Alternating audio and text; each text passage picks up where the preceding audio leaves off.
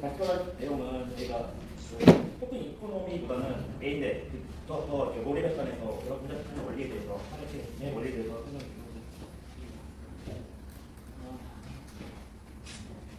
우선 저희가 생각하는 블록체인은 무엇인가, 특히 제가 생각하는 블록체인은 무엇인가에 대해서요.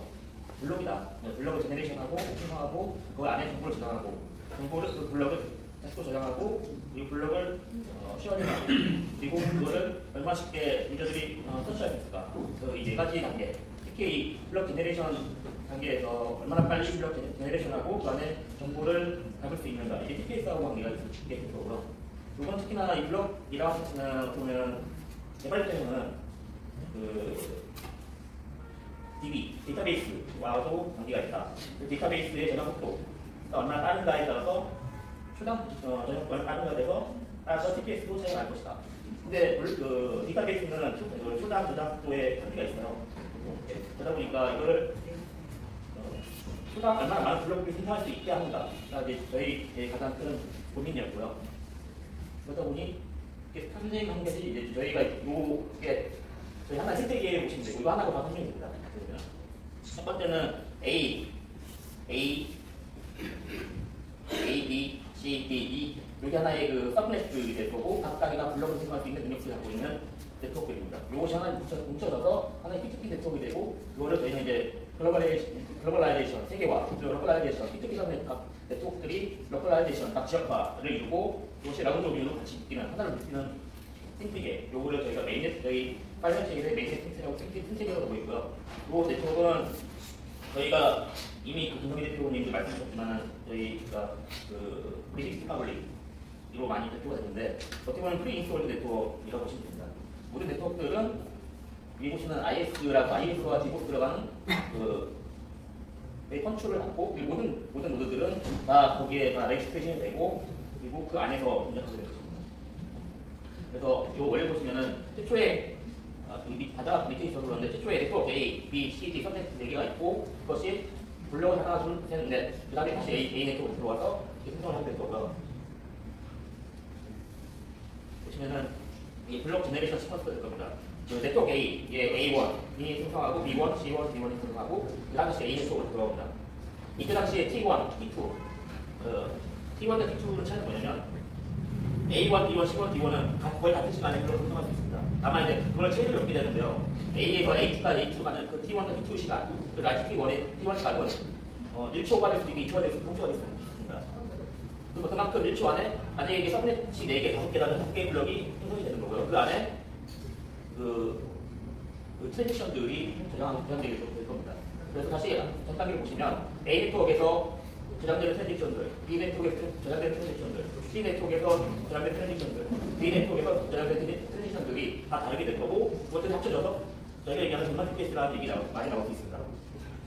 특히 이 각 서브 네트워크들은 아까 말씀드렸듯이 로컬라이제이션, 이게 지역화라는 말씀드렸듯이 클라이언트들, 어떤 시각이나 아니면 데이터 발생하는 트랜지션들은 그 지역의 서브넷에서 소화를 하게 됩니다. 그래서 어떻게 보면 지역 분산 네트워크가 될 거고요. 그러니까 지역의 트랜지션, 만약에 A 지역에서 트랜지션들이 만 TPS다. 그럼 만 TPS가 될 거고, B 지역이 5,000 TPS, 5,000 TPS가 될 거고. 그래서 합쳐진 것들이 쭉 들어서 아까 말씀드렸던 맥스 100만 TPS까지 가능하게 나올 수 있도록 만들겠다. 이게 저희 메인의 주요 문자고요. 약점 전에 말씀드린 요 부분입니다. 특히 시원이라는 시간은 A에서 블록 생성하고 B에서 블록 생성하고 A에서 블록 생성되는 것이 B에 A에서 블록 생성됐다는 것을 B가 알게 되는 시간. 그 네트워크 시간이겠죠. 네트워크에서 지원 네트워크의 레이턴시가 될 거고 A나 B에서 생성되는 블록의 내부 프로세싱 타임.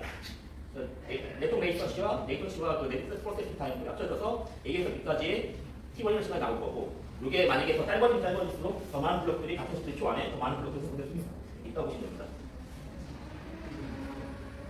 네, 이거는 저희가 파이널 체인이랑 비교한 건데요. 저희가 프로라고 하는 부분에 대해서 말씀드렸었는데, 이 부분 아직 요거는 이제 저희가 이제 아까는 전체 생태계 네트워크에 대한 부분이었고, 다른 네트워크인데 좀 더 세분화시켰습니다.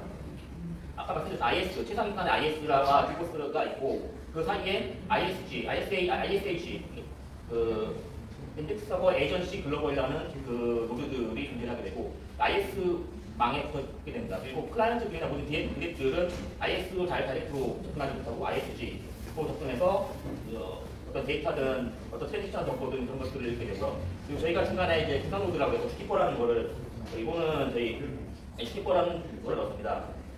그래서 초에 클라이언트에서 스키퍼 어떤 트랜지션을 모든 이제 분화 서버를 이용해서 트랜지션이 되어야 되는 거고요. 그래서 이제 트랜지션이 들어오게 되면 여기 이쪽 보라색하고 파란색, 약간 파란색 부분, 이 부분이 이제 서브네트워크가 되고 서브네트인데 두 개를 표시해 놨습니다. 서브네트 두 개를 표시했고 그 가운데 NN과 NNPD 이게 이제 특히 네트워크가 될 거고요. NN과 CN 나는 이제 서브네트워크 두가 될 겁니다. 그래서 NN이라고는 앞에서 용어를 좀 설명을 아까 안 드렸었는데 IS라고 하는 거는 인덱스 서버가 될 거고 NN은 네트워크 노드, SCA는 스마트 컨트랙트 에이전시, ISAG는 인덱스 서버 에이전시 글로벌, CN은 컨센서스 노드, GKP는 주키퍼, CLI는 클라이언트 이렇게 DF나 이런 식으로 보면 될 거고요. 그래서 NN과 NN 사이에 또 NN과 CN 사이에 그 서브넷 그리고 서브넷은 한 서브넷은 한 번에 하나의 그 블럭을 생성할 수 있다. 그리고 각 서브넷들이 묶여서 멀티 블럭을 생성할 수 있다. 는 게 주 기점이고요. 서브넷 안에 이제 그 트랜지션이 되는 스마트 컨트랙트 정보들 이런 것들은 이제 데이터베이스 여기 CNN으로 데이터베이스가 있고 DBN이라고 하는 따로 독립된 데이터베이스가 있습니다. 이쪽으로 모든 정보들이 다 저장이 될 거고 이 정보들을 합쳐서 풀블럭 게이트웨이 FBGN이라고 하는 거고 그래서 이제 그중에서 모든 그 트랜지션이나 컨실 정보라든가 그런 것들 다 구현할 수 있게 만들어놨고요. 네, 이거는 이제 저희 컨실 내부 저희 모두 간의 그 내용들인데 아시는 그 개발자분들은 아시겠지만은 넘어가고 있습니다. 어쨌든 컨실이라는 부분이 있고 컨실 이런 걸 생성할 수 있고 그걸 통해서 그리고 컨실 안에 요 노트라고 하는 부분 요게 컨텐츠, 컨실에 대한 컨텐츠들을 저장할 수 있습니다. 멀티 컨텐츠로 해서 저장이 가능하고요. 그 부분은 저희가 이제 요 카인드라고 하는 부분, 카인드라고 하는 부분에 현재는 세 가지 단계로 지금 크게는 구성해왔는데 더 여기서 추가는 될 수 있습니다. 그리고 이 카인드는 그 유저 아이디와 파블리키 이런 것들 좀 같이 이제 저장할 등록해야지 리스트해야지 그리고 그 선택에 들어가서 있습니다. 저희도 마찬가지로 모든 노드들, 모든 지갑들은 레지스트레이션을 해야 됩니다. 그래서 그 레지스트를 하기 위해서 그 애드 유저 아니면은 그 유저도 단순 애드만 되는 게 아니라 로그인 상태로 가야지 실제로 트랜지션 작성합니다. 로그아웃 상태에서는 트랜지션 작성 못한다. 그리고 모든 하드웨어, 저희 모드들에 대해서는 다 저희가 그 컨트랙화 시켜서 다 블록에 저장시킬 겁니다. 그래서 모든 다 어떤 모드가 어디에서 선택하고 있고 어떻게 얼마나의 트랜지션 얼마나 생각할 수 있고 하고 있고 뭐 그런 모든 정보들을 트랜지션 컨트랙이 있기 때문에 다 확인 가능하실 겁니다. 이거는 저희 DB 내부 저희가 이제 따로 정리한 TCP 네트워크의 TCP 어드레스라는 부분이 있습니다. 저희는 64비트 쓰고 있고요. 그 중에 상위 32빗, 그건 이제 저희 GPS 정보를 담게 되고 하위 32빗은 이제 저희 그 네트워크 노드들이 들어가 있는 그 유니크한 정보, 지역형 유니크한 정보들이 좀 되게 될 겁니다. 그래서 여기 앞에 32빗은 그 저희 PTP 어드레스가 되게 되고 GPS 인포메이션이 될 거고 여기 이쪽에 2바이트 이게 유니크한 그 허브 저희 네트워크에 들어가 있는 허브가 될 거고 이쪽 2바이트가 실제로 그 서브넷 안에 어드레스들 모두가 노드들이 어드레스들이 될 겁니다. 예. 저희 GPS 정보를 아까 상위 항시 4바이트를 잡는다 했는데요. 실제적으로 구글이나 구글맵 같은 데 보시면은 GPS 정보가 보시면은 위경도가 뭐 31.488, 5593 아니면 117.051379 이게 실제로 위경도 소위 소수점 6자리까지를 보통 얘기하는데요. 소수점 4자리를 빼고 소수점 2자리까지 해서 저희가 이제 GPS 정보를 잡게 되면 이게 에러 레인지니까 실제로 오차 범위가 대략 3km 언더에서 나오게 됩니다. 4바이트 안에서 이 PTP 어드레스 안에 4바이트 안에서 GPS 정보를 잡을 수 있다고 저는 보고 있고요. 예, 저희가 지금 실제로 처음 이거는 얘기를 하고 있는 겁니다. 그리고 저희가 이 TCP 네트워크 자체 이제 아까 보셨던 서브네트와 그 TCP 네트워크에서 동작하는 저희 메인 프로토콜입니다. 그 TCP/IP 위에 TCP 네트워크 레이어가 저희가 구성한 레이어가 들어가고 컨센서스 레이어가 들어가고요. TCP 레이어가 TCP 네트워크와 컨센서스 레이어 사이에 같이 들어가게 됩니다. 그래서 TCP 네트워크에서는 TCP 레이어가 TCP 네트워크에서 하는 역할은 인크리션, 디크리션, ECIS, 전문 기술 용어는 ECIS나 ED, X2519 그 프로토콜 동작을 하게 되는데요. 실제적으로 이거는 저희 프라이빗 네트워크로 만약에 하게 되면은 쓸 거고, 그렇지 않으면은 아마도 쓰지 않을 겁니다. 컨센서스 레이어 쪽에서의 시큐리티 레이어는 여러분들이 잘 아는 이제 그 시그니처, EPDSA나 아니면 ECDSA, 그러니까 그 시그니처 알고리즘이 이제 컨센서스 네트워크에서 등장을 할 거고요. 저희 이거는 이쪽은 저희 헤더나 아니면 컨센서스 헤더 실제적으로 저희 구성된 내용입니다. 네, 그리고 저희 커맨드 저희 넣는 거고요. 실질적으로 이게 저희가 생각하고는 전체 그러니까 프로토콜의 그 간략한 설명들인데요. 아까 말씀드렸듯이 IS 인덱싱 서버 쪽에로 모든 노드들은 처음에 이제 콜이 잘 될 수 있을 거라 생각을 했는데 그 이후에 그 기술 발전이 굉장히 많이 되고 해서 처음에 설계했던 것은 좀 어렵겠구나 해서 그 하드포크를 하신 것을 알고 있습니다. 그래서 아까 그 만약에 하드포크와 소프트포크가 없다 이렇게 얘기를 한다고 하면 그 코일은 처음부터 완벽하게 신이 설계를 한다거나 그런 경우가 아니면 좀 어려울 거라고 생각합니다. 네, 그러면 다음 질문을 한번 들어보겠습니다. 현재 채굴된 양, 올해 연간 채굴량 그리고 유통 예정량 등 채굴 시스템에 대해서 설명을 부탁드립니다. 그것도 제 발표 때 다 나와보시고 참고로 저희는 이제 프리세일즈 프라이빗 이런 거 접했어요. 네. 이제 참고로 저희가 코인을 팔지 않아요. IC도 하지 않고 상장으로 가가긴 하는데 그럴 만한 이유들은 나름대로 있어서 준비를 한 것이고 그건 이제 저희가 증명하는 과정이 필요한 거죠. 그 증명은 저희가 이제 차차 보여드리려고 하는 것이고 이제 그게 어느 정도 윤곽이 왔기 때문에 이제 이 자리가 있다. 그리고 제 설명 때 아마 얘기를 할 겁니다. 네. 네, 유준선 수석님의 발표를 듣고 나서 많은 분들이 파이널 체인에 관심을 갖고 계신 것 같아요. 이오스처럼 디포스는 항상 노드를 줄여서 TPS를 높이는데 파이널 체인은 노드 개수가 늘어나는 것 같습니다. TPS가 빨라질 수가 있는지 궁금합니다. 그것도 이제 설명을 드릴 건데 원래 이전 설명에서 나와 있었는데 실질적으로 저희가 블록체인을 설계하는 과정에서 TPS를 높이기 위한 그 좀 물리적인 방법론을 써요. 아까 저희 유준선 수석도 여러분들 잘 모르시겠지만 저 친구 저기 대단한 친구예요. 네, 네트워크나 V2V 그다음에 과학 전송에 들어가는 포메라라든지 인피니밴드 우리 다루는 그런 기술들을 원래 해왔던 친구들이고 저나 또 저희 멤버들이 그런 것들을 연구하고 개발했던 친구들이기 때문에 어떻게 하면 물성적 특성 극복하고 환경들을 개선할 건지 연구를 해왔어요. 물론 그 부분에 대해서 제가 좀 더 쉬운 어조로 설명을 드릴 수 있는 자리에 말씀드리겠지만 저희의 TPS를 구성하는 그 퍼블릭의 개념을 하지만 퍼블릭이라는 게 저희가 좀 오해할 수 있는데 프라이빗과 퍼블릭의 중간이 뭐죠? 모르겠죠. 그래서 저희가 그걸 리미티드 퍼블릭이라고 했어요. 리미티드 퍼블릭은 간단해요. 한정판이에요, 한정판. 네, 그냥 예를 들어서 1년에 누가트 몇 개 나올까요? 여러분 아세요? 마세라티 몇 개 나오는지 아세요? 그 여러분들 살 수 있잖아요. 사세요. 돈 있으면 사시면 되잖아요. 근데 왜 못 살까요? 비싸잖아요. 우리 블록체인 네트워크의 신뢰 네트워크에 들어가려면 적어도 일정한 조건을 만족하라는 가설을 세웠어요. 그 가설을 만족하기 위해서 아까 전에 레지스트레이션, 그다음에 PRR, 그다음에 라운드 로빈 이런 개념을 쓰는 거예요. 물론 그게 의도적인 외용일 수도 있어요. 시장에서. 그러나 여태까지 우리가 탈중앙화 얘기해놓고서 왜 세일하죠? 탈중앙화를 했잖아요. 근데 왜 세일하고 있을까요? 우리가 생각하고 있는 비즈니스를 저희는 다른 관점에서 시각을 좀 재해석해봤고 그 모델을 정의한 것이기 때문에 그 자리에서 그걸 이따가 설명을 할 때 좀 더 디테일하게 말씀드려요.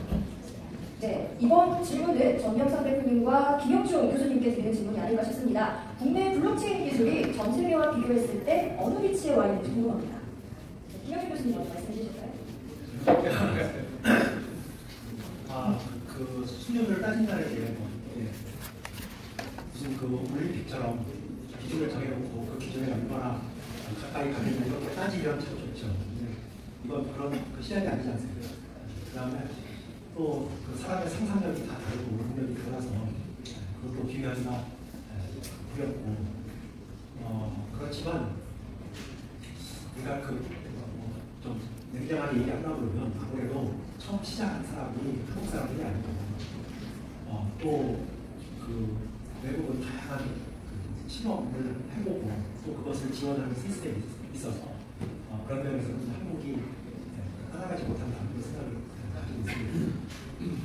그렇지만 또 한국에서 이 시스템을 개발하는데 늦기는 했지만 대략 2015년부터 이쪽에 사람들이 뛰어들어서 개발을 했는데 처음에는 이제 흉내는 정도였다고 생각을 하고요. 그렇지만 최근에 들어와서는 정말 그 프로페셔널한 정신을 가지고 개발하는 사람들이 있다 그렇게 생각을 하고 특별히 뭐 제가 이 자리에 있기 때문에 제가 좋은 얘기를 해야 되는 그런 압박감을 느껴서 하는 얘기는 아니고요. 제가 김성기 대표를 오랫동안 봐왔기 때문에 김성기 대표가 이끌고 있는 팀은 그래도 어디 내가도 잘할 만한 문제를 가지고 있는 팀이다 그렇게 생각을 해서 우리가 뭐 최고이냐 이렇게 얘기하기는 어렵지만 그래도 뭐 발전안에는 들지 않을까 전 세계적으로 발전안에 들지 않을까 이렇게 생각을 하고 제가 고려대학교에서 이제 그 블록체인 암호화폐 이것을 가르친 지 좀 오래됐는데 최근에 저랑 같이 근무하고 있는 다른 교수님에게 당신도 이제 블록체인 공부를 같이 하라. 이분은 원래 원자력공학 그 박사를 받으시고 방사청에서 또 근무하다가 이제 맹편한 장교인데 그래서 제가 당신 공부해서 좀 가르쳐라 그랬더니 제법이 너무나 다른데 어떻게 가르칠 수 있냐.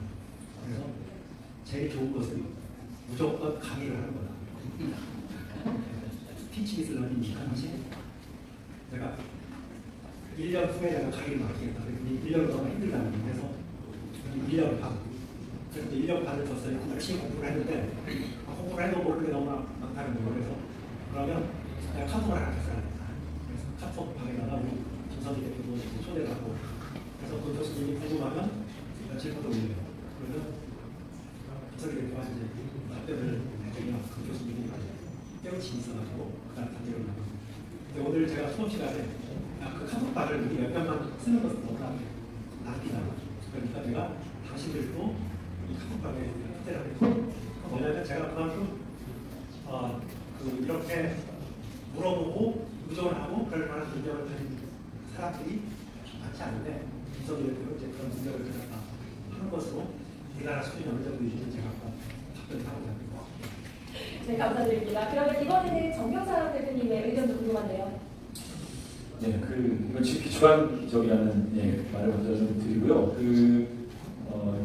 이제 요새 이제 좀 느끼는 건데, 해외에서 어쨌든 비트코인 10년 넘었고, 커뮤니티가 만들어진 지는 2010년, 11년 이러니까, 꽤 오래됐죠. 엔지니어들이 진짜 이거 가지고 막 뭔가를 해보려고 했던 것들이.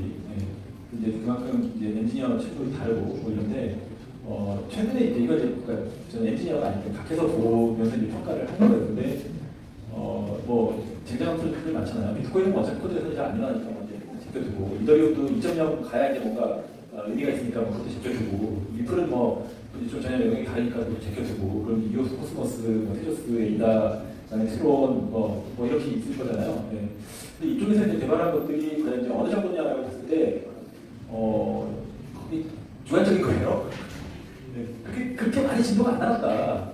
코스모스도 마찬가지로 인터체인 프로토콜 만든다고 해도 사실 지금 결과물 뚜렷하게 안 나왔거든요. 그래서 그렇게 보면 그렇게 진도가 많이 안 나갔다. 근데 그렇다고 이쪽 게을러서 이런 건 전혀 아니고 그만큼 어렵고 이걸 만드는 것 자체가 이제 굉장히 많은 시간이 드는 작업이다. 이렇게 평가할 수 있을 것 같아요. 그런 면에서 이제 예를 들어 저희 프로덕트가 이제 나와서 어느 정도 레벨이 된다 그러면 충분히 비슷한 레벨로 갈 수 있겠다라는 이제 그런 생각이 좀 있고요. 예, 주관적인 판단입니다. 혹시 제가 많이 틀리면 얘기해 주세요.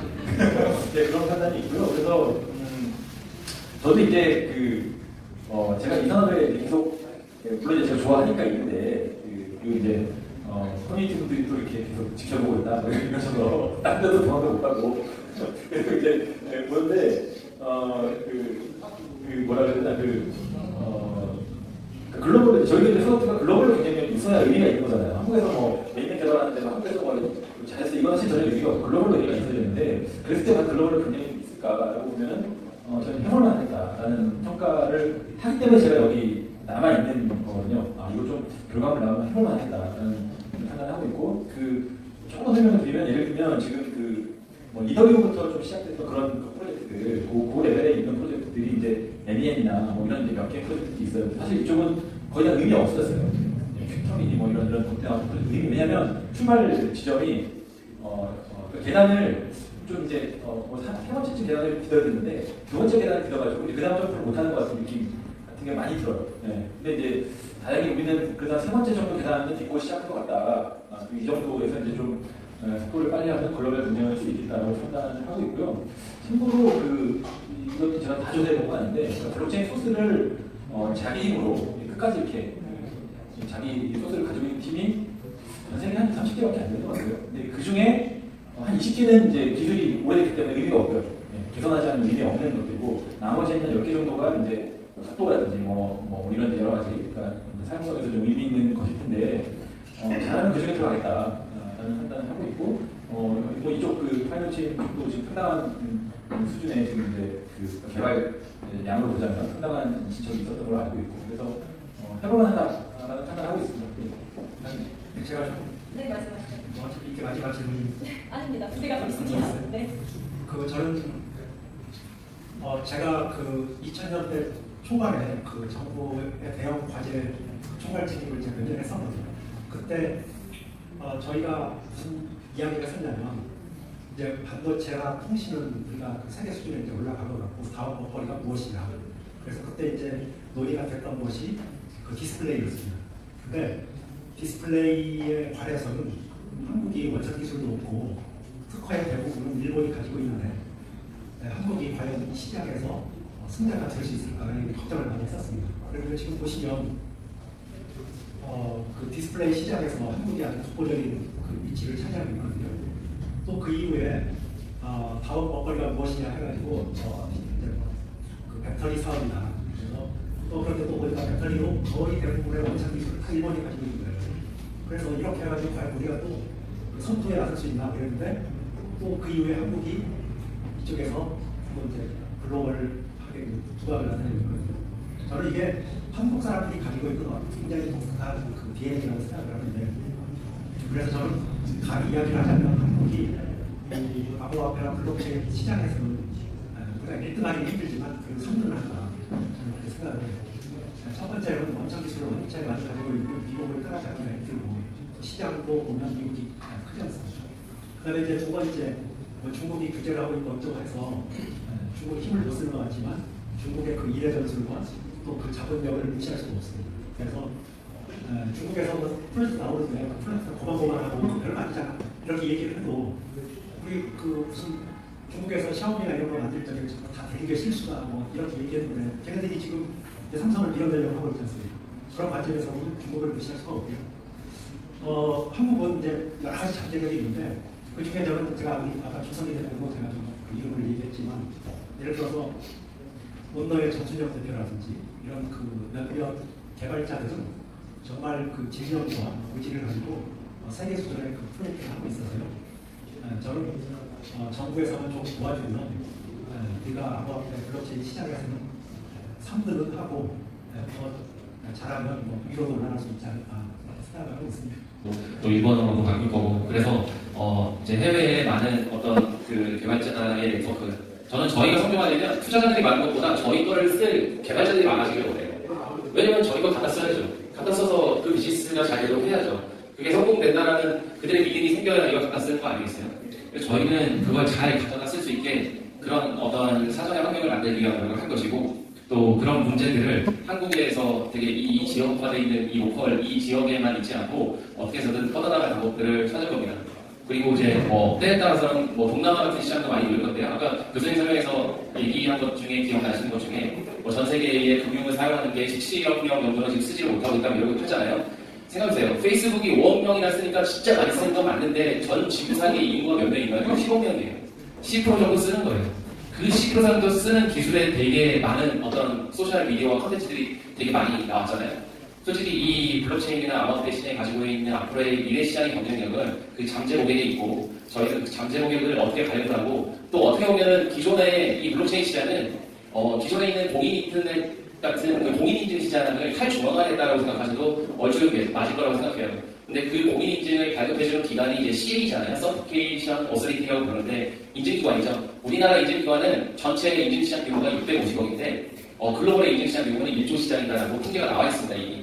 그래서 그런 어떤 인증시장의 기존의 전통적인 체계에서는 기득권이라고 하죠. 이미 주주들이 자기만의 나와바를 만들어놨어요. 그래서 그 영역에서 벗어난다는 게 쉽지가 않아요. 그렇다면 거기에 진입하지 못했던 또 경쟁력이 없는 많은 어떤 그 금융 소외계층들에게 새로운 어떤 비즈니스와 마이크로 페이먼트 시장의 새로운 시선을 줄 수 있지 않나 이렇게 생각하고 있고요.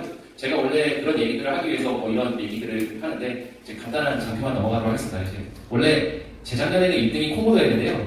이 CA라고 해서 이 CA가 하고 있는 역할이 있어요. 저희는 그 역할 자체를 어떻게 탈중앙하는지에 대해서 많이 고민을 했고 그런 공개키 기관에 대해서 저희가 나름대로 이제 왜 저희가 에드워드 커버 쓰고 이시 타워 목선 쓰고 그런 것들에 대한 배경 지식인데 그건 이제 이 자리에서는 좀 기술적인 거니까 넘어가도록 하고요. 그냥 파이낸셜 머니 그러면은 몇 가지 단어가 있어요. 첫 번째 라운드 로빈했다. 두 번째 평판 증명했다. 그리고 독자 모델을 만들었고 그리고 블록체인에서 말하는 트릴레마는 속도 문제, 저장 구조 문제, 확장성 문제 이거 어떻게 해결할래? 그거를 고민하다가 조금 우리가 여태까지 네트워크 기반을 고속으로 빠르게 했는데 그 빠르게 하는 방법들이 뭐지? 고민했더니 결국 물리적인 확장과 물리적인 네트워크의 구간들을 어떻게 인베디드화 시킬 것인가를 고민했어요. 그래서 그거를 이제 예를 들어서 지금 대다수의 블록체인 그 프로젝트들이나 암호화폐들은 제 기술적이지만 RPC 이런 거 써요. RPC 리모트 프로시저 콜 이런 거예요. 뭐냐면 이제 원격제에서 데이터를 주고받기 위해서 포트가 교환하는데 저희가 그런 모델을 바꿔보려고 한 거예요. 생각해보세요. 그 RPC, 그러니까 Q로 쳤게요. 그러니까 예를 들어서 선입선출이라고 해요. FIFO라고 하는데 First in, First out 이래요. 먼저 들어가면 먼저 처리한다는 거예요. Q죠, Q. 깔때기라는 거예요. 먼저 처리한다. 그럼 얘를 먼저 들어갔는데 먼저 처리하는 기술은 시간이라는 물리적인 구간을 확장하는 데 한계가 있어요.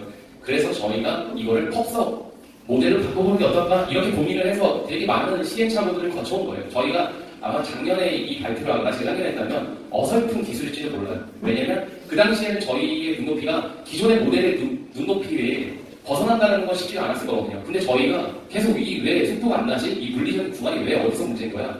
왜 대역폭은 더 이상 우리가 이 대역폭을 왜 못 늘리는 거야? 이 문제를 늘리려면 어떤 접근법이 필요할까?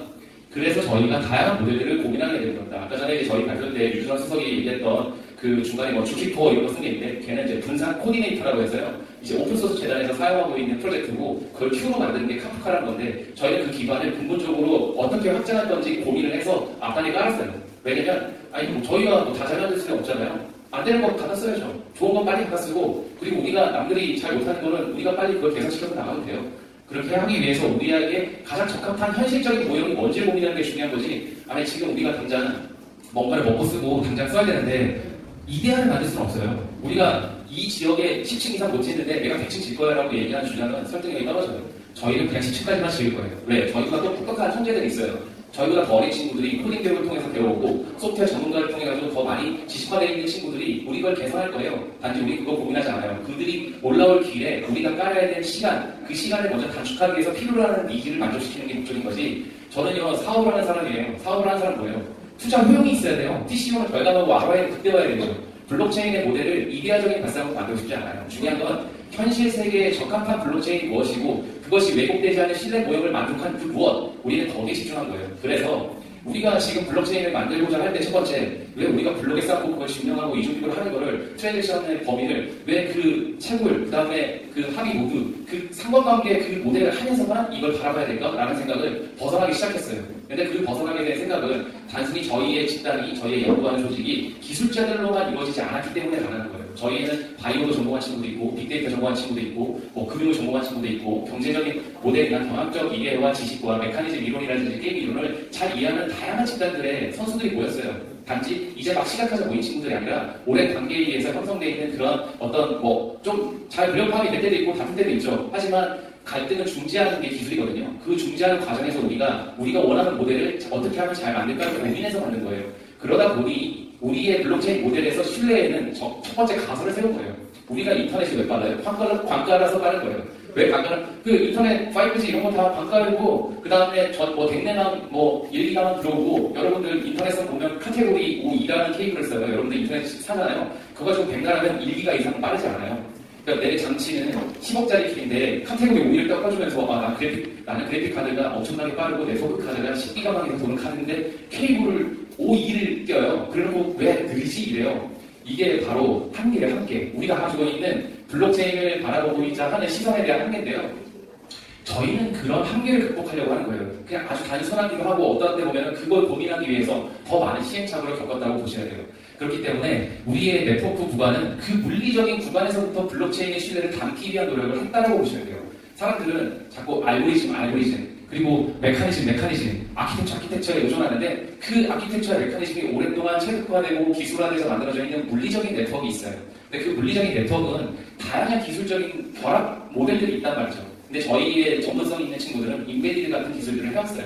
그 기술을 하게 되게 되면 어떤 것과 보이냐면 저희는 예를 들어서 속차적인 알고리즘만 해서 정직성이 어렵다, 정합성이 어렵다 이런 걸 연구하는 것도 있지만 실질적으로 이 물리적인 구간과 구간에서 이 데이터의 프레임이 어떻게 전송되면 빠르지? 근데 이더넷 패킷은 1514바이트인데 그 안에 데이터를 담을 수 있는 최대 사이즈는 어느 정도 규정하는 게 가장 좋을까? 이 프레임이 연속적으로 가게 되면 데이터가 쪼개질 텐데 그 쪼개진 데이터가 프레그먼트를 안 날 수 있고 신뢰할 수 있는 확실한 네트워크 패킷 전달 모델은 무엇인가를 오랫동안 해온 사람들의 집단이 만들어진 결과물이라고 보셔야 돼요.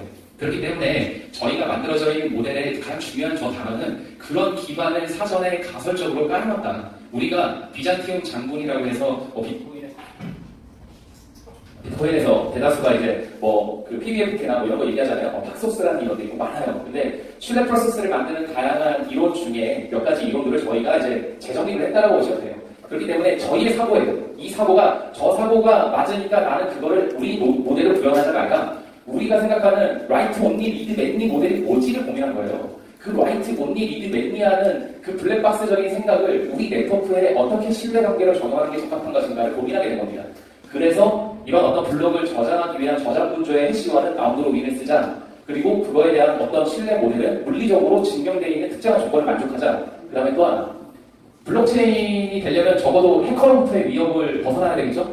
그러면 저는 이제 아까 교수님 말씀하신 저도 이제 대학 다닐 때, 대학원 수업 때 우리가 보안하는 친구들이 가장 먼저 배우는 게 해커의 비용을 올려라. 그러면 보안성이 높아진다. 그 해커의 비용을 올리는 방법 많이 고민했는데 결국 해커가 돈 있어야 우리 네트워크에 들어온다라는 가설을 세웠거든요. 해커가 우리의 코인을 훔치거나 우리 블록을 왜곡하기 위해서 수십억을 들여야도록 만들 방법이 뭘까를 고민했어요. 그래서 그런 부분들이 바로 레퓨테이션, 평판이라는 모델, 그리고 그 과정에서의 증명과 위임이라는 관계가 들어가 있다는 겁니다. 그래서 이런 것들이 우리가 하이퍼 프리퀀시 트레이닝이라고 하는 고빈도 거래 기술에 가장 적합한 모델로 쓸 수 있는 게 아니냐. 그것이 우리 파이널 체인 전체를 설명한 그냥 제가 넋두리 있듯이 풀어서 설명을 드린 거예요. 자, 이제 이거는 아까 전에 윤서 수석이 팀장이 설명했었던 내용들을 이 흐름대로 저희가 약간 애니메이션처럼 만든 거예요. 이런 흐름대로 막 보다가 네트워크에 붙고 블록을 럼버링하고 스스로 계속 라운드 로빈하고 해시와 생각해서 블록을 만들고 그 다음에 외부에 있는 네트워크가 블록에 붙어서 계속 통신하고 멀티 시그니처 하기 위해서 다른 블록과 다른 서버넷과의 통신을 하고 첫 번째, 마음이 빠르다. FC는 파이버 채널이라고 합니다. 방 썼어요, 방. 펍서 모델. 저거는 이제 제가 이 자리에서 설명드리기 어려운데 되게 기술적인 얘기예요. 어찌됐건 제 큐보다 빨라요. 저희 입증된 거고요. 세 번째, 저희는 블록체인 네트워크고요. 네 번째, 블록체인 시장이 가지고 있는 모델 중에 TCO 절감 ROI 극대화 저희 이런 모델 본 적 없어요. TCO 절감 뭐예요? 투자 대비 효용이 큰 블록체인이 뭐냐는 거예요. 우리의 블록체인 만들기 위해서 채굴기 돌리네? 라고 얘기할 수는 없잖아요.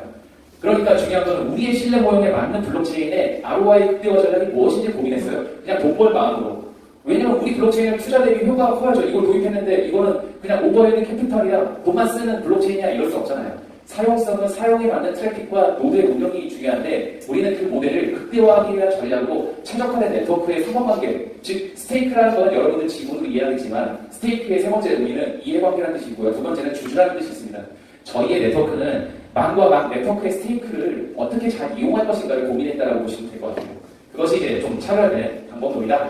그러다 보니 우리의 블록체인을 합의하는 네트워크는 어디에 있으면 좋을까요? 차근장 KPC도 가장 빠른 건 우리가 가장 신뢰할 수 있는 네트워크 공간이에요. 여러분들 고속도로가 빠른 건 일반 도로보다 고속도로는 빨리 갈 수 있는 네트워크를 가졌기 때문이에요.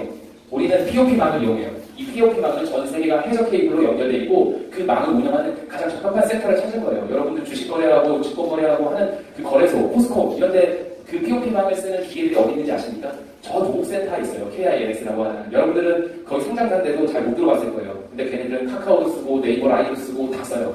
그리고 거기서 미국에 접속하는 네트워크, 일본에 접속하는 네트워크, 홍콩에 접속하는 네트워크 가장 빨라요. 코스코 내 있는 게 아니에요. 그 공간에 있는 거예요. 그렇기 때문에 저희가 가장 빠른 네트워크를 사전에 프리인스톨드 네트워크를 하려는 모델 자체가 여기에 있다는 거예요.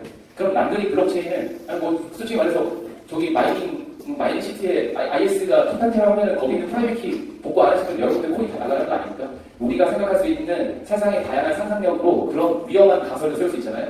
저희가 그걸 극복하기 위해서는 가장 신뢰할 수 있는 방법을 먼저 이용해야 된다고 생각해서 제가 이건 2년 전부터 이 주장을 해왔어요. 그리고 우리는 그거를 현실화시키는 쪽으로 왔다라는 거죠. 그래서 첫 번째, 뭐 쟤는 비트코인, 쟤는 이더리움, 쟤는 네오 퀀텀, 쟤는 이오스, 쟤는 어쩌고저쩌고. 그래서 우리가 어떻게 하면 증명 속도를 개선하지, 어떻게 하면 고관여시키지. 저 마케팅 용어인데요. 여러분들 칫솔 치약 사면 저관이라고 하고요.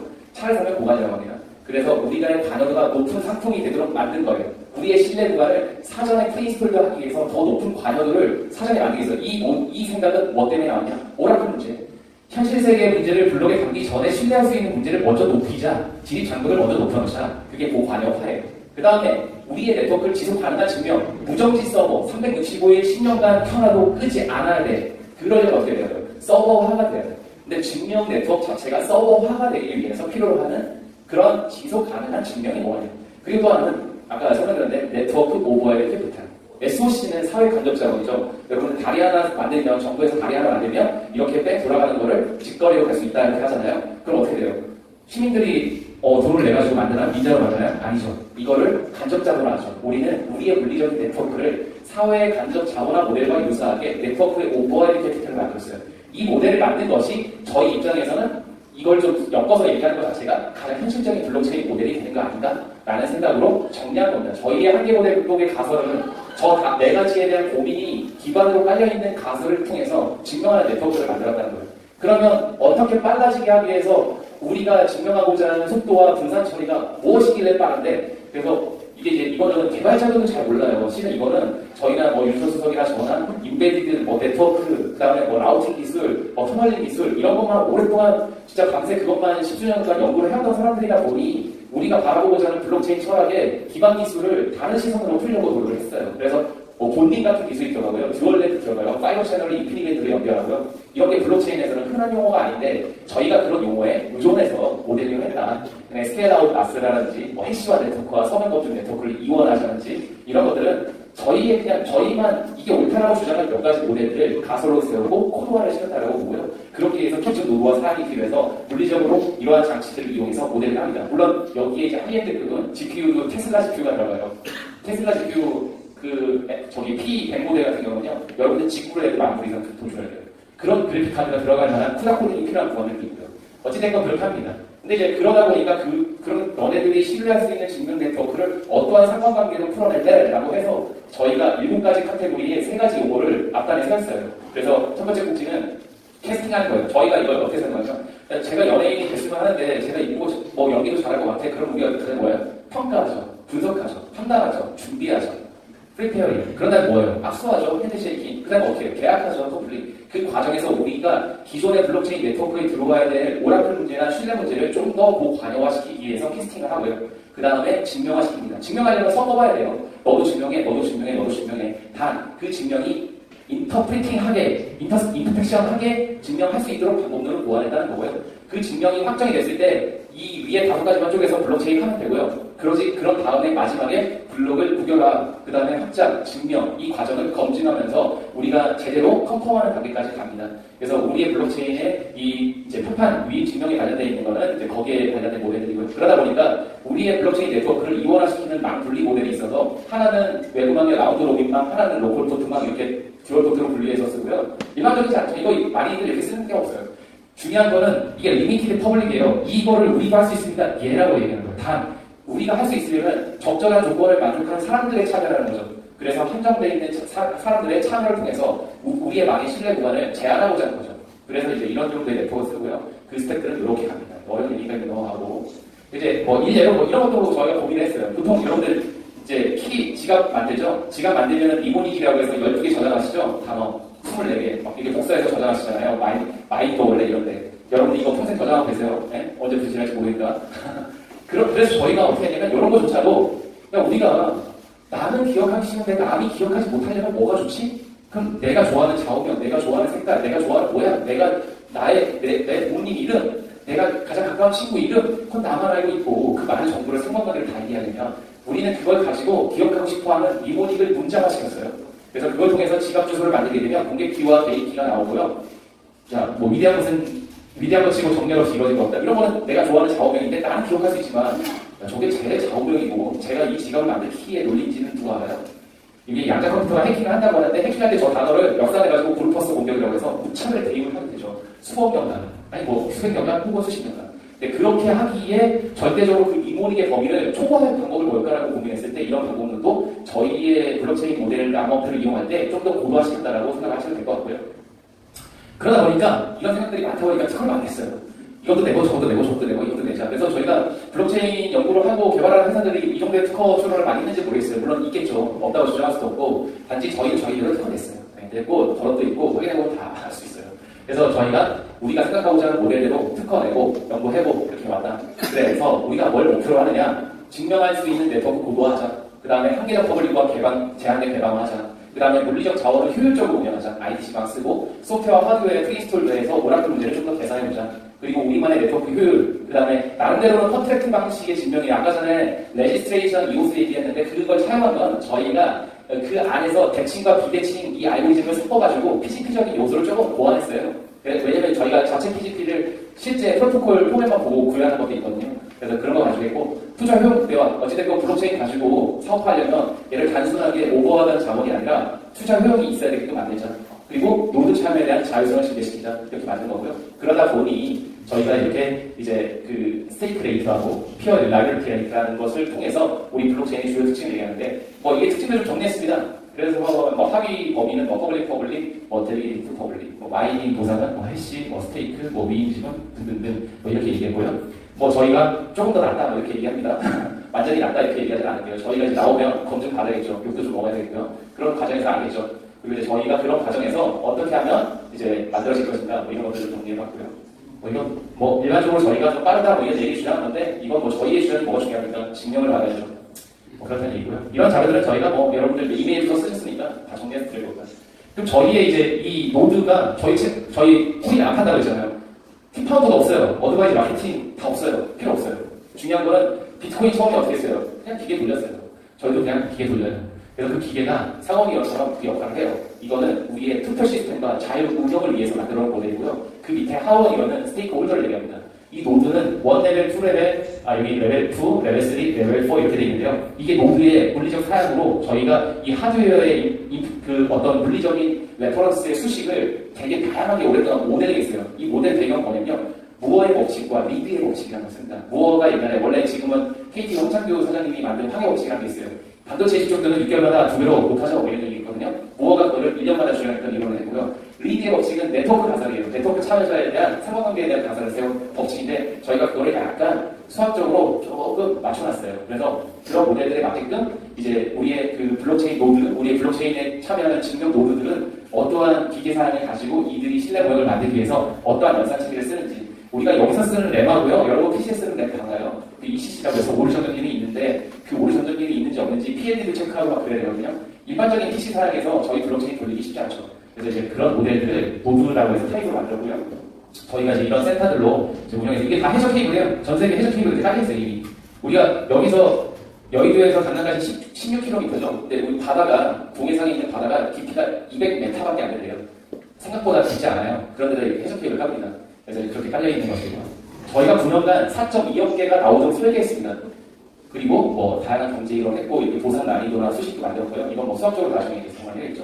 하드웨어 사양이 높으면 보상량 증가, 네트워크 환경이 응답성이 높으면 보상량 증가, 다수의 지분이 위임되면 이자율 증가, 뭐 이런 식으로 해서 나름대로 설계했고요. 아까 설명드렸던 설명을 이제 했는데 저희가 나름대로 필수 전제 조건에 대한 물리적인 구간들도 좀 만들어놨다. 뭐 이렇게 보시면 될 것 같고요. 저희가 이제 그럼 저희 거 쓰면 뭐가 좋냐? 코인으로 우선 수수료 싸요. 저희가 계산해봤는데 2억 정도의 2억 원어치의 코인을 미국으로 쌌는데 저희가 수수료 계산해보니까 7,900원 딱 나오더라고요. 되게 싸잖아요. 여러분들 2억 보내는데 7,000원 내고 보낼 수 있어요? 못 보내죠. 저희 그렇게 보내려고 지금 찾고요. 더 낮은 방법론도 찾고 있습니다. 그래서 이제 그런 식으로 모델링을 만들었다 보시면 되고요. 그리고 이제 이런 몇 가지 있어요. ERC나 뭐 BIP라든지 이렇게 비트코인을 개선하기 위해서 제한하잖아요. 근데 그렇잖아요. 내가 이 물리적인 노드의 주인인데 내가 제한해버리면 나한테 이롭잖아요. 그래서 그 제안하는 걸 지분을 가지고 있는 사람의 관점과 물리적으로 노드를 참여하는 사람의 관점이 다르도록 해석해서 서로의 보팅을 서로 상권화시켰어요. 그 역할을 침범하지 못하도록. 그 상권이 돼 있는 역할이 합의돼야만 운용 협의체를 통해서 투명하게 운영이 되겠다 해서 자체적으로 리딩넷 하려고요. 그래서 저희 블록체인의 메인의 생태계에 덱과 토큰 이코노미에 어떻게 하면 리딩넷화 시킬까를 고민하다가 나온 모델들이고요. 현재 이거는 아직 구현 중입니다. 뭐 이전의 모델들은 다 구현을 했지만 이제 이것들은 이제 저희가 이제 마지막 정리를 해나가고 있고요. 뭐 저희가 이제 이런 거 계산해봤어요. 실제로 뭐 이게 이렇게 될 거라는 건 잘 모르겠습니다. 하지만 저희의 계산법이에요. 1년에 저희가 9년 동안 1억 개에서 4억 2천만 개의 코인이 나오도록 설계해봤는데요.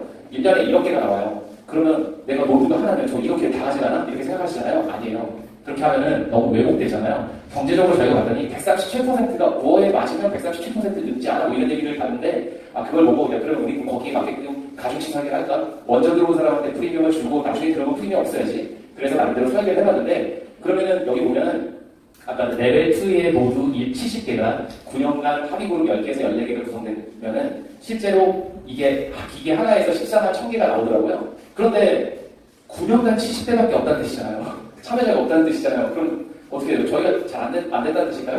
잘 모르겠지만 그러면은 나오는 게 어떻게 나오냐면 1차년도에 990만 개 나오고 2차년도에 700만 개, 500만 개 이렇게 나와요. 뭐냐면은 여기 있는 노드가 받는 개수 곱하기 70개를 하면 이게 나오는데 그러면 1억 개인데 9,900만 개 나머지 발행 안 됩니다.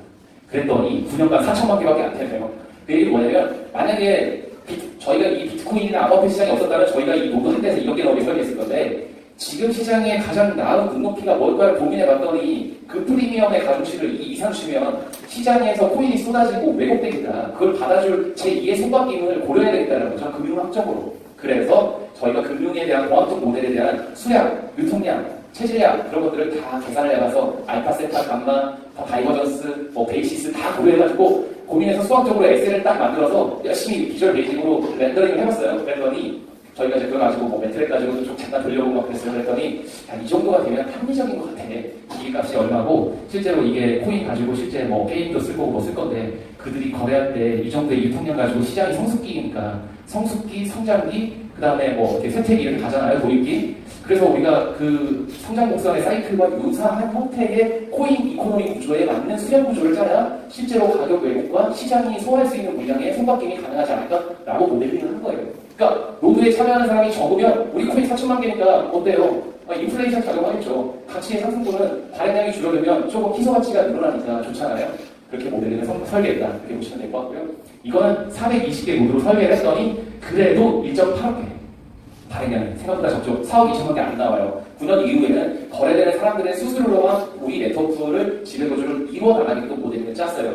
그래서 이렇게 모델링이 되는 구조가 됐더라라는 것이고요. 이건 가격적으로 한 건데 별 중요하지 않으니까 넘어가도록 하겠습니다. 그래서 저희가 그걸 가지고 일일이 최대치와 최소치를 맞춰가지고 계속 시뮬레이션을 돌렸어요. 뭐가 맞을까, 이게 맞을까, 뭐 이렇게 하면 코인이 얼마나 나오네, 저게 나오네, 이렇게 하면 투자 효율이 있네, 없네, 뭐 많은 고민들 계속해서 9차년도까지 계속 수식화를 했어요. 이 안에 수식은 더 깊은데 그나마 가장 쉽게 볼 수 있는 수식만 가져온 거예요. 그래서 이렇게 9차년도 보상 수식의 모델이 이렇게 짜고더라. 그랬더니 우리가 덱 생태계를 이루고 우리 코인 가지고 거래를 하고 실제 유저의 유익이 이만큼 되고 저만큼 되고 하는 것들에 대한 유통구조의 체인상 이게 우리는 코인 안 팔았지 거래소에 상장하면 코인이 모델에서만 나오는데 얼마나 나오지를 추정 가설을 세운 다음에 이걸 소화할 수 있는 덱이 뭐지 딱 찾다가 너네가 이 코인에 거래를 하는 데 있어서 충전 모델을 하면 너네들 유저가 이 정도 유저를 소화할 수 있으니까 우리 코인에 뒷받침해줄 수 있는 모델이 될까 아니겠어? 좋겠네요. 이렇게 이제 짜는 거예요. 그래서 이제 이런 수식으로 유통량과 그 상황들에 대한 모델들이 나오는 것이다. 그래서 어찌됐건 DPOR 했다, HRR 했다, 그래서 빠르다, 등등등 이런 걸 한 거고 여기에 제가 설명을 더 드리고 싶지만 오라클 수학이라고 저희가 이제 따로 준비하는 모델이 있어요. 예를 들어서 내가 비트를 10개 보내고 이더를 100개를 받는다 그러면은 야, 너가 먼저 보내라, 야, 내가 먼저 보낸 게 이 소리 이럴 수 없잖아요. 그 라이브한 상태를 유지해야 되는데. 그래서 저희가 그걸 아토믹 수학 같은 기술을 나름대로 연구하기 위해서 현재 이제 동문화 작업부터 특허 작업까지 준비를 따로 하고 있는 게 있고요. 이거 나중에 한 번 더 오픈할 거고. 어찌됐건 우리만의 모델들은 이 12가지 내용 안에 좀 담아봤다. 이렇게 이해하시면 될 것 같고. 저희 소스코드는 다음 달에 기터브에 올라갑니다. 그래서 소나가 내려받아서 컴파일하고 이제 저희가 서초 구청이나 이런 데서 해커톤도 할 거예요. 모든 학생들 다 와라. 그래서 자도 줄 테니까 너네들 우리 블록체인 메인넷 만들어서 후팅해가지고 제네시스 블록 생성한 첫 번째 팀한테 자도 줄게. 이런 행사도 할 생각이에요. 왜냐면 저희가 증명하려면 저희가 잘했어 이럴 수 없잖아요. 그들이 저희 걸 증명하려고 참여하게끔 계속 만들 거고 그런 것들을 높여서 실질적으로 생태계도 중요하지만 그 비즈니스의 신뢰감이 우리 메인의 자체에 얼마만큼인가 그런 것들을 이제 확인하는 작업들을 할 겁니다. 아무튼 여기까지 좀 뭐 많은 얘기들을 전달한 것 같은데요. 이상으로 내려가시도록 하겠습니다. 감사드리겠습니다. 저기 파이널 체인과 이번에 업무 협약한 이하소프트 대표 한남수입니다. 이번에 소개하게 될 저희 이하소프트 저희 회사는요. 이번에 스포츠 저희 배팅 게임을 저희 오픈 준비를 마무리하고요. 그리고 파이널 체인하고 업무 협약을 위해서 파이널 체인의 킥코인을 어떻게 활용하는지 간단하게 설명드리고 회사 소개하고 어떻게 이제 그 배팅 사이트가 어떻게 시연되는지 시연도 보여드리고 그리고 수익 구조 그리고 어떻게 영업을 할 건지 그리고 피코인을 어떻게 활용할 건지 그런 설명을 드리겠습니다. 네, 보시면 아까 말씀드렸듯이 첫 번째는 회사 소개 저희 간단히 할 거고요. 그리고 이제 저희 이하소프트와 관련해서 스포츠 배팅 게임이 게임명이 온플레이입니다. 온플레이가 어떤 이 보드게임 형태가 저기 잘 모르시는 분들도 있고 조금 아시는 분들도 있는데 어떻게 보드게임이 진행되는지 그리고 그 라이센스에 관련된 거 그리고 이 게임을 가지고 어떻게 수익 구조를 이뤄내는지 그리고 수익 구조를 이루려면 어떻게 회원을 유입하는지 그리고 마지막에 파이널 체인의 활용 전략을 설명해 드리겠습니다. 저희 이하소프트는 자바를 시스템으로 기반으로 한 스포츠 배팅 게임하고 게임과 스포츠 어플리케이션을 전문적으로 개발하는 회사입니다. 그리고 지금 스포츠 배팅 게임은 상용화가 완료가 되고요. 그리고 스포츠 어플리케이션은 개발돼서 지금 구글하고 플레이 스토어에 런칭돼서 서비스가 진행되고 있습니다. 그리고 저희가 스포츠 배팅 관련해서 올 5월에 허가를 진행해서 저희 게임을관리위원회에 올해 8월 7일날 라이센스를 취득하였고요. 그리고 저희 이제 조직도고요. 그리고 지금 저희가 이하소프트가 하고 있는 메인 사업은 플랫폼 개발 사업하고 그리고 스포츠 토토 보드게임 사업 그리고 아까 말씀드렸던 라이브 스코어 어플 개발 사업이고요. 그리고 나머지 디지털 마케팅 사업을 하고 있습니다. 그러면 이 스포츠 토토라는 게 많이 모르시는 분이 있고 조금은 아시는 분이 있는데 이 스포츠 토토 보드게임이라는 거는 이 스포츠 데이터를 근거로 과학적 분석으로 배팅하고 그거를 바탕으로 적중을 했을 때 즐거움을 느낄 수 있는 선진국형 레저 스포츠 게임입니다. 그러니까 이미 영국이나 호주, 이미 선진국에서는 이런 시스템을 가지고 이제 스포츠 배팅 게임을 즐기는 거고요. 전 세계 축구, 야구, 농구, 배구, 아이스하키를 이제 스포츠 경기 대상으로 경기 결과, 그러니까 승, 무, 패 혹은 어떤 팀이 많은 득점을 하는지 그거를 미리 예측하고 거기에 대해서 배팅을 하는 스포츠 게임입니다. 이 스포츠 게임 관련해서 라이센스는 저기 게임을관리위원회, 부산에 있는 게임을관리위원회에서 관장을 하고 있는데요. 여기 스포츠 보드게임 관련해서는 저기 허가를 하는 게 그렇게 쉬운 사항이 아니라서 지금 현재 나와 있는 업체들이 10군데 정도 심의를 받았고요. 그리고 지금 6군데가 서비스 이용 중에 있고 그리고 저희가 이제 이번에 오픈하게 되면 7번째 서비스가 진행하게 되겠습니다. 이게 저희가 8월 7일 날 라이센스를 득한 게임물 등급 증명서고요. 18세 청소년 이용 부가 게임이고요. 그리고 라이센스 번호고 PC 온라인 게임입니다. 그리고 저희가 지금 소개한 온플레이의 매개화면이고요.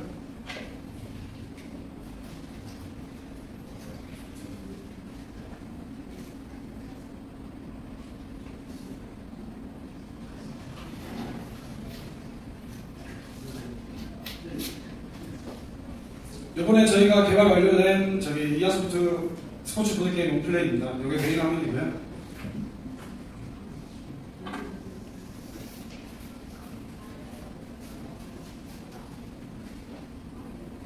여기 보시면 지금 이제 오늘 기준으로 23일 5시 그리고 지금 한국농구가 지금 진행되어 있는 그 게임에 관한 이제 대상판을 보여드리는 겁니다. 그리고 러시아 하키, 러시아 축구, 호주 축구, 호주 농구, 노르웨이 배구, 그러니까 축구, 농구, 하키 이런 식으로 축구, 배구.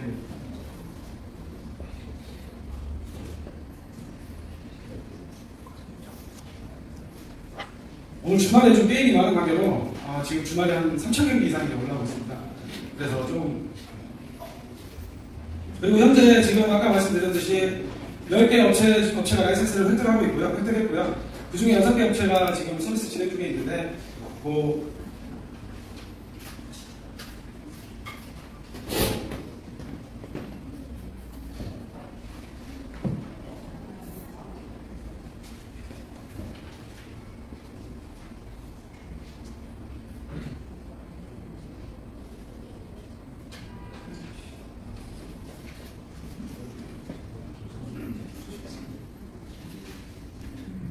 이게 기존에 지금 서비스하고 있는 업체고요. 저기 스포츠 예전 저기 모델을 이율용 모델을 사용해서 지금 하고 있는 업체고, 여기 현재 저희가 지금 서비스하려는 저희 오플레이 같은 경우는 자바 시스템으로 최초로 지금 스포츠 배팅 게임을 개발하고 해서 지금 기존에 있는 서비스하고 있는 업체들은 아까 보여드렸던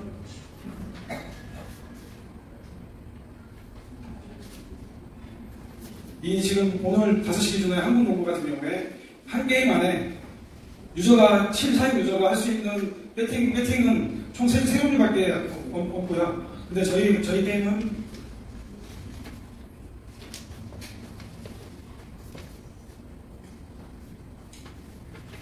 이 한 게임 안에 세 번에 되게 그 나머지 게임들을 여러 게임들을 이렇게 비교하게끔 그 해당 유저들이 좀 더 많은 게임을 참여할 수 있게끔 이렇게 개발을 한 상태입니다.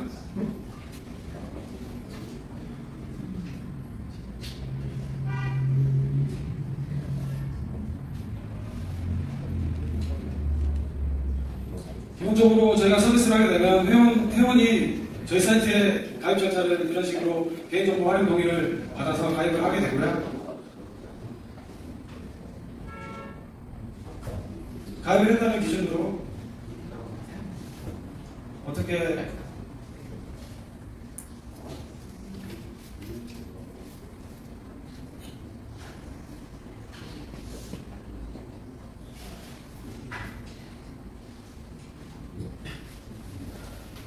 기본적으로 스포츠 배팅 관련 보드게임은 정부에서 지정한 월 한도가 50만 원입니다. 월 한도가 1인당 50만 원을 추면할 수 있는 한도고요. 그러면 회원이 서비스에서 회원 가입을 하고 나서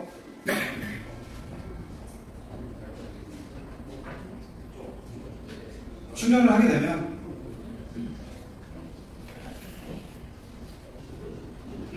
지금 현재 무통장 입금만 지금 저희가 되어 있고요. 그러면 무통장으로 회사 통장으로 입금을 하게 되면 자연적으로 코인과 제가 3만 원을 입금하게 되면 월 50만 원 한다고 50만 원에 3만 원이 차감이 되고 47만 원이 남게 되고, 그러면 충전한 금액과 코인이 1대1 비율로 되게 되고, 그 코인 충전을 하는 걸 가지고 이 아이템 차례 내가 아이템을 구매해가지고 이 배팅 포인트라는 걸 구매를 하게 됩니다. 그럼 그 배팅 포인트를 가지고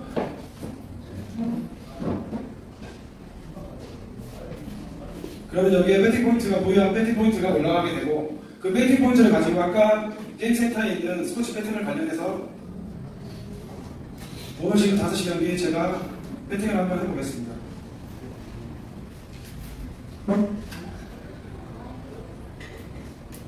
옆에 나와 있는 조그마한 숫자들이 이 팀이 전주 KCC가 오늘 안양 KGC랑 경기를 해서 이겼을 때 내가 1000포인트, 1000BP라는 포인트를 가지고 저기다 매달 배팅을 했을 때 1.44배를 준다는 얘기입니다. 그러면 각 1.44, 3.86, 1.9의 전체 매달에 제가 1000BP를 걸었을 때 이 세 경기가 다 동일하게 적중이 되면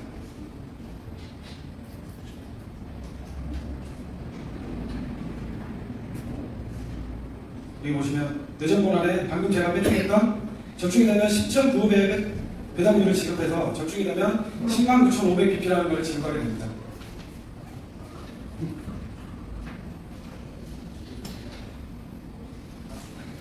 그리고 예전에 이제 시뮬레이션으로 배팅했던 그전 결과들, 이렇게 제가 강원에 무승부를 걸었을 때 만약에 당첨이 안 되면 일당첨, 적중 이런 식으로 다 나오게 되어 있습니다.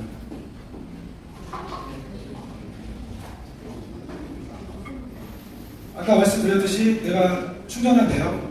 그리고 내 정보에 보면 내가 어느 시점에 어떻게 배팅을 했는지, 그리고 코인을 어떻게 사용하고 어떻게 아이템을 구매했는지 통계적으로 다 보여주게 되어 있고요.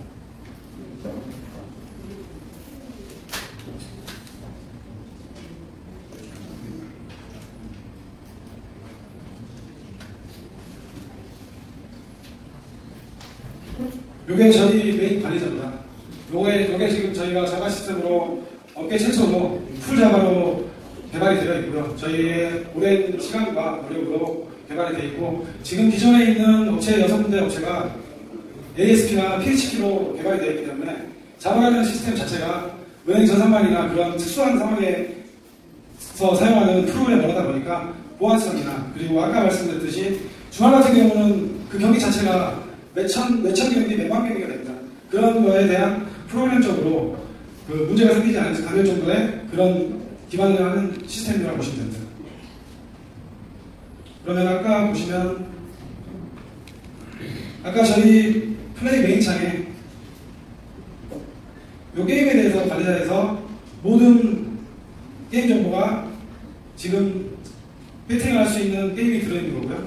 그리고 만약에 5시 이후가 시간이 지나게 되면 배팅이 자동적으로 마감이 되고, 그리고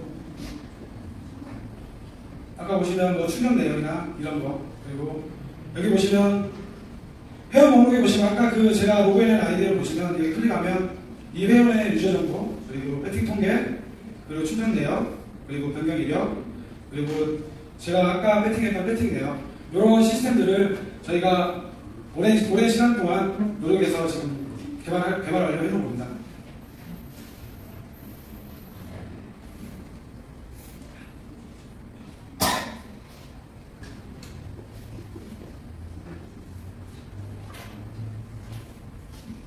우선 간단하게 시험은 여기까지 보여드리고요. 그러면 이 게임을 가지고 어떻게 수익을 내는지 설명드리겠습니다. 아까 보여드렸던 기존에 지금 10개 업체가 11을 라이센스를 듣게 있고요. 6개 업체가 서비스를 지금 진행 중에 있는데, 기존 경쟁사, 지금 이 업체가 저희 학동에 있는 본사를 둔 업체입니다. 그리고 이 업체가 최초로 2013년도에 라이센스를 득했고요. 그 6년 전에 라이센스를 득했을 때, 저기 해외 영상본을 가지고 와서 라이센스를 취득을 했습니다. 근데 지금은 많이 그 상황이 유해져서 지금 해외 영상권이 아닌 해외에 유수한 배당 업체, 배당 라이센스 계약서를 있으면 심의를 신청이 가능하고요. 그리고 이 업체가 지금 현재 매출이 월 13억에서 10억 정도 매출이 일어나고 있습니다. 그러면 연 180억에서 200억 가까이 매출이 일어나고요. 그리고 영업이익이 40%에서 45% 정도 영업이익이 나고 있습니다. 아까 말씀드렸듯이 지금은 나와 있는 건 저희가 자료가 5개밖에 안 나왔는데, 한 개 업체가 더 있고요. 스포라이브라는 업체가 있고, 인플레이라는 업체가 있고, 스포888이라는 업체가 있고, 그리고 스포플레이가 지금 스포라이브 같은 경우에는 이율용 모델을 쓰고 있고요. 그리고 스포888은 김병지나 그리고 송경국 같은 추서적 모델을 쓰고 있고, 스포플레이는 지금 양준혁 재단에서 후원을 해주고 있습니다.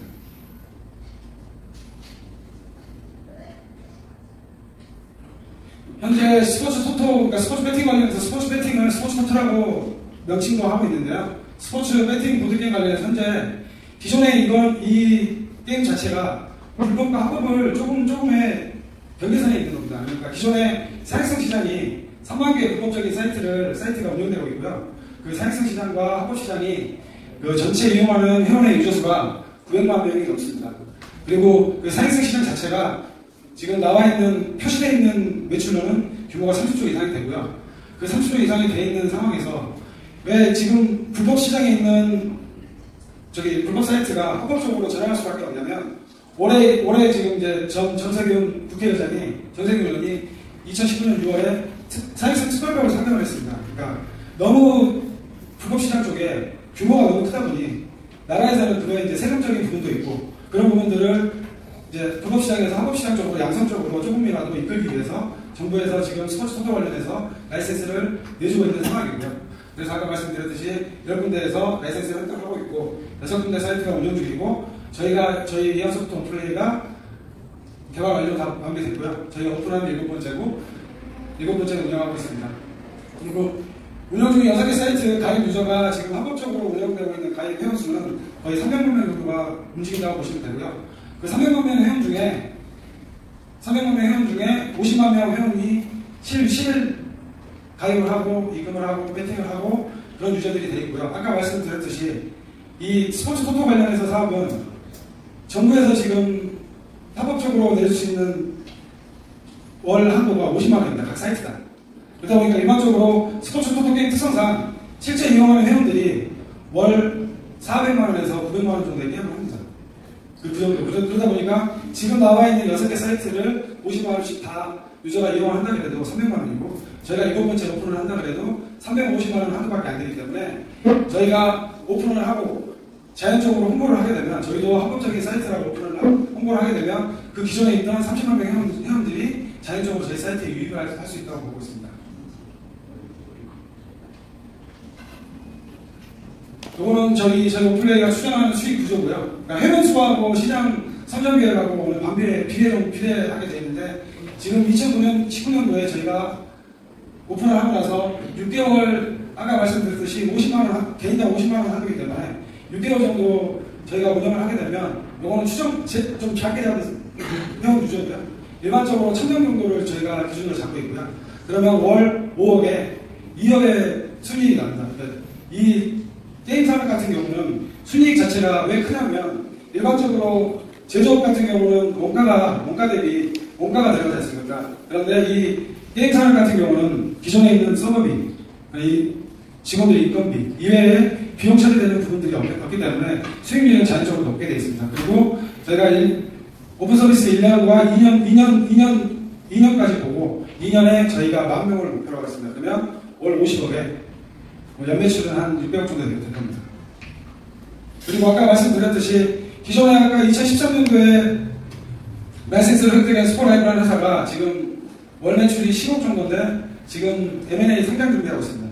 M&A 지금 1,000억에 지금 인수작업 지금 진행되고 있고요. 거의 마무리 단계라고 지금 알려져 있습니다. 그러니까 저희는 항상 그런 먼저 스타트했던 그런 기업들이 더 잘 되면 저희도 따라서 이득을 보기 때문에 저희는 좀 응원하고 있습니다. 그리고 그러면 이 수익을 내려면 어떻게 영업을 할 건지 당연히 회원이 유치가 돼야 그 사이트가 어느 정도의 수익을 낼 거고 그런 수익을 위해서 어떻게 영업을 할 건지 저희 이안소프트의 강점입니다. 저희가 지금 경쟁사 대비 월등한 시스템 아까 말씀드렸듯이 기존에 ASP나 JSP, PHP 기존의 경쟁사들은 다 그런 프로그램을 갖고 있고요. 그럼 저희는 올 자바로 다 개발이 되어 있고 시스템 확보와 저희가 플랫폼을 개발해서 우위 선정 목표를 하고 있고요. 요거 이제 나머지 두 번째, 세 번째 부분은 저희가 이제 오픈을 했을 때 어떠한 다양한 이벤트를 주냐 그 회원들에게 사용한 실유저들에게 그런 부분이 있고요. 그리고 저희 이안소프트는 기존의 스포츠 토토를 관련해서 10년 이상한 전문가들로 많이 구성되어 있습니다. 그러니까 운영 그리고 개발 그런 부분들이 기존 업체들보다는 월등하다고 하고 있고요. 그리고 디지털 마케팅 솔루션 부분들을 저희가 직접적으로 하기 때문에 홍보적인 부분도 조금 더 용이하다고 생각합니다. 그리고 저희가 기회가 되는 게 아까 말씀드렸듯이 기본적으로 이 스포츠 토토를 이용하는 유저가 900만 명 이상이 됐습니다. 근데 단지 이제 양성적으로 나와 있는 회원들이 50만에서 점차적으로 추이가 증가가 되고 있는 상황인데 그 상황에서 저희는 기존의 스포츠 토토 관련해서 게임 특성상 초판들이 많이 움직이는 상황입니다. 그럼 저희가 지금 초판하고 에이전시 계약을 협의가 완료가 되어 있고요. 그리고 경쟁사들이 아까 보셨듯이 기존의 경쟁사들은 한 게임이 많아봤자 3-4게임밖에 안 되는데 저희는 한 게임에 다양하게 회원들이 다양한 게임을 즐길 수 있도록 많은 게임을 넣었고요.